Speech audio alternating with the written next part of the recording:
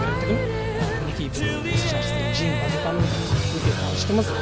Жалпы сыр өңіріміздегі аймақтағы республикалық футбол бәсекелеріне әрдайым қатысып, қосып жүр және жеңіс тұғырынан